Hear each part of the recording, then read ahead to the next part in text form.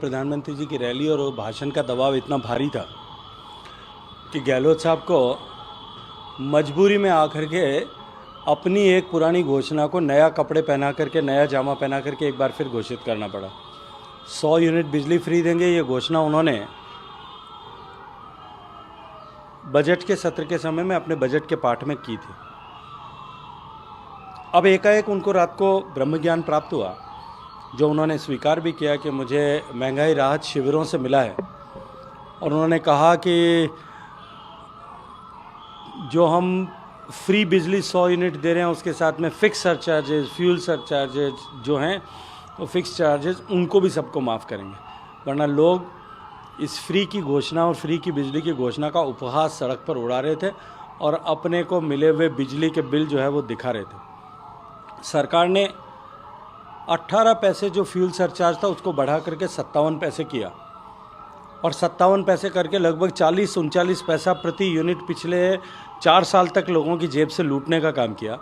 और अब उनको जो है उस फ्यूल सरचार्ज से राहत देने की घोषणा करके, और वो भी मात्र 200 यूनिट वाले लोगों को घोषणा करके, मुझे लगता है कि लोगों को अपनी विफलताओं को स्वीकार करके खुश करने के लिए इस तरह के काम कर रहे हैं। मल्लिकार्जुन खड़गे कहते हैं कि जब प्रधानमंत्री अपने मंत्रालय, अपने केंद्र सरकार के द्वारा लोगों को चीज़ें देते तो तब कोई बात नहीं, पर अगर हम चाहे कर्नाटक में प्रॉमिस करें, कहीं और प्रॉमिस करें, तो बीजेपी को क्या दिक्कत है? देखिए, भारतीय जनता पार्टी नीति सरकार तो माननीय प्रधानमंत्री जी के नेतृत्व में जो काम करती है, हमने सशक्तिकरण के लिए काम किया। मैं एक उदाहरण आपको देना चाहता हूँ। किसान को 6,000 रुपये किसान सम्मान निधि दी। मैं क्योंकि भारत के कृषि मंत्री के नाते काम करने का अवसर भी मुझे मिला है और कृषि क्षेत्र से मेरा बहुत गहरा जुड़ाव रहा है। ग्रामीण पृष्ठभूमि से आता हूँ, मैं जानता हूँ कि देश का छोटा किसान हर फसल चक्र के समय अपनी आवश्यकताओं के लिए, अपने हल चलाने के खर्चे के लिए, खेत में बीज डालने के लिए, खाद खरीदने के लिए उसको बहुत छोटी धनराशि की आवश्यकता होती है, जो उसे महंगे ब्याज दर पर महाजन से लेनी होती थी। प्रधानमंत्री जी ने किसान के सशक्तिकरण के लिए उसको सम्मान निधि के रूप में 6,000 रुपये देना प्रारंभ किया। अब उसकी तुलना आप इस तरह की रेवड़ियों से नहीं कर सकते, इस तरह की घोषणाओं से नहीं कर सकते। सशक्तिकरण और तुष्टिकरण का फ़र्क निश्चित रूप से हमको देखना और समझना होगा। वहाँ के मंत्री वो कहते हैं कि दर्शाता है कि भाजपा बिल्कुल खत्म होने के कगार पे राजस्थान में। नहीं, कांग्रेस ने इतिहास से लेकर के आज तक इतनी तरह के घोटाले किए, इतनी तरह के भ्रष्टाचार किए, और पिछले 4.5 साल में कांग्रेस की सरकार का जो फेलियर है, हर मोर्चे पर जिस तरह से सरकार विफल हुई है, और वो विफलता जो कांग्रेस को, कांग्रेस की सरकार को, कांग्रेस के डीएनए से मिली है, मुझे लगता है कि उसके बारे में चर्चा करना तो अब अवश्यंभावी हो गया है।